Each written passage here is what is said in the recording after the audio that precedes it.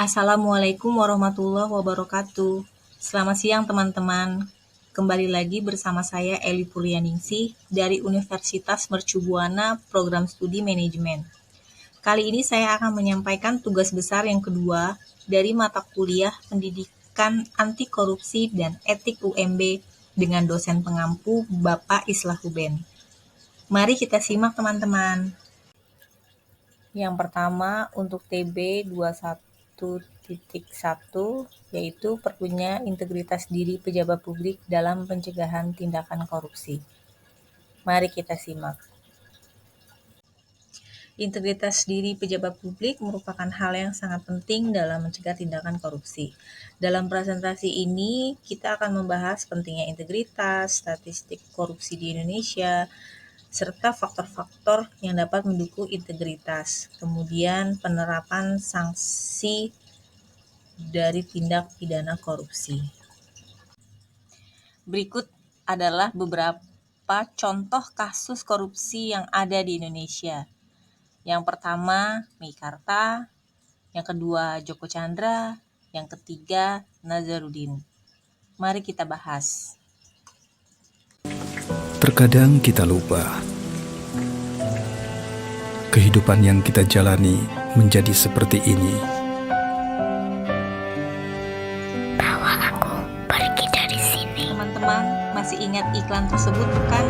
Di mana ratusan orang yang memiliki kekayaan yang lain terjangkau namun harus banggas karena ada unsur korupsi dalam penyediaan mereka. Kita ke kasus suap pengurusan izin proyek Meikarta.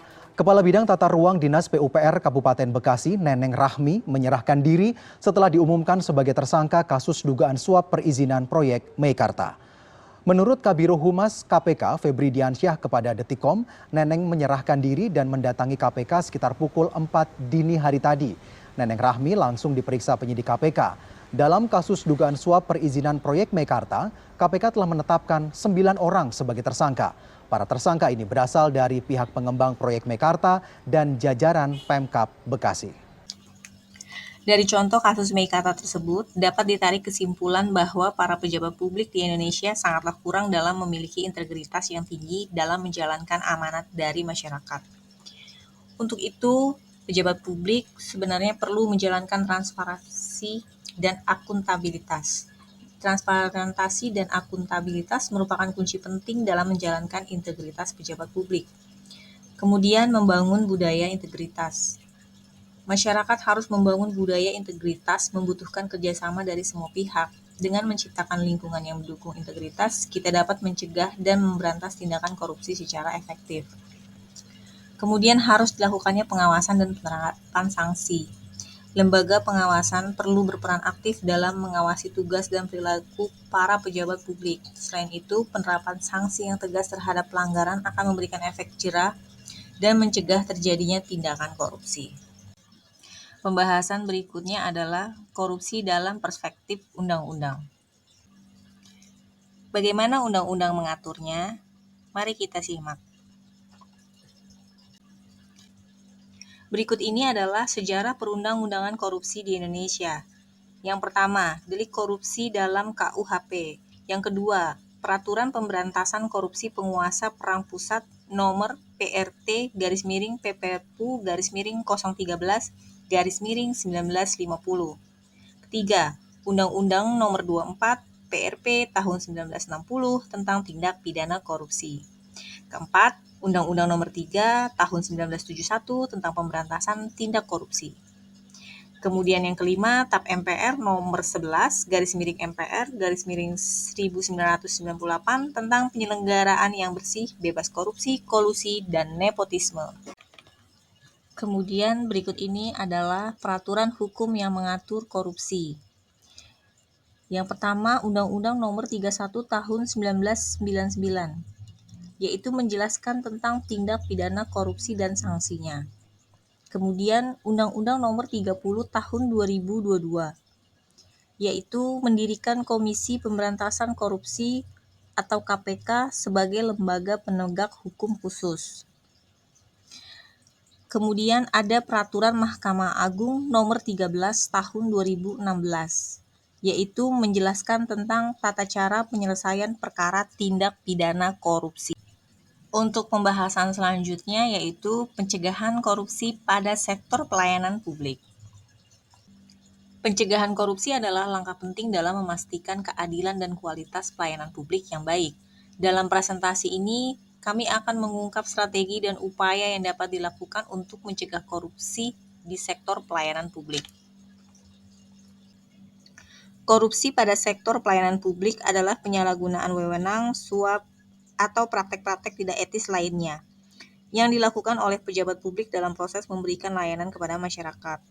Hal ini merugikan dan tidak dapat diterima dalam tata kelola pemerintah yang baik.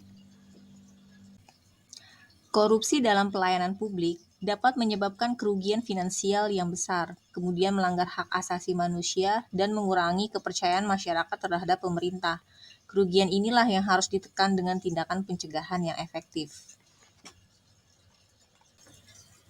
Strategi pencegahan korupsi di sektor pelayanan publik dapat dilakukan dengan cara peningkatan transparansi, mengedepankan transparansi dalam proses pengelolaan dan penyediaan layanan publik untuk mengurangi peluang terjadinya korupsi.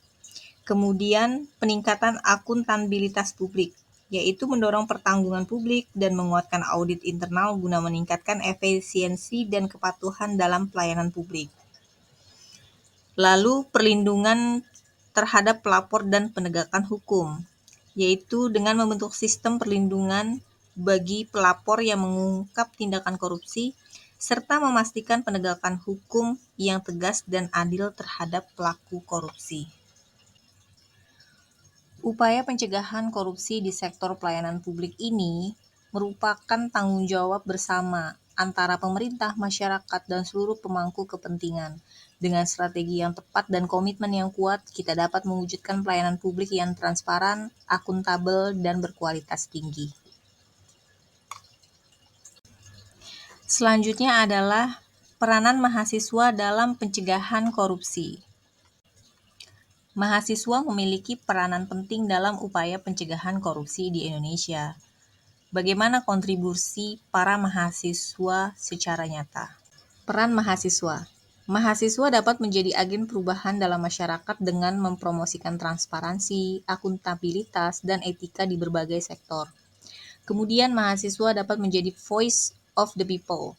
Mahasiswa memiliki kemampuan untuk menyuarakan kepentingan rakyat, mengekspos praktik korupsi, dan memperjuangkan tuntutan keadilan. Kemudian, mahasiswa dapat menjadi monitor dan pelapor. Mahasiswa dapat berperan sebagai pengawas dan pelapor dengan membantu mengungkapkan dan melaporkan tindakan korupsi. Berikut ini adalah implementasi yang dapat dilakukan.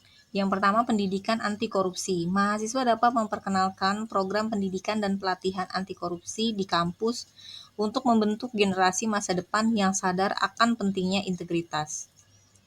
Lalu, advokasi pembaharuan hukum.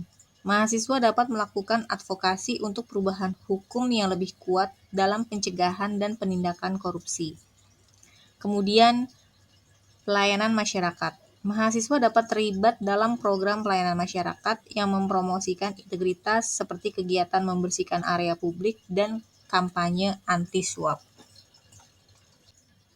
Dapat ditarik kesimpulan, peranan mahasiswa dalam pencegahan korupsi sangatlah penting. Kami mendorong kerjasama aktif dengan pemerintah, organisasi, non-pemerintah, dan pendekatan pembelajaran yang mendalam serta perubahan sosial. Demikian yang dapat saya sampaikan, semoga presentasi kali ini dapat bermanfaat bagi kita semua. Terima kasih atas perhatiannya teman-teman, sampai bertemu di video presentasi selanjutnya. Assalamualaikum warahmatullahi wabarakatuh.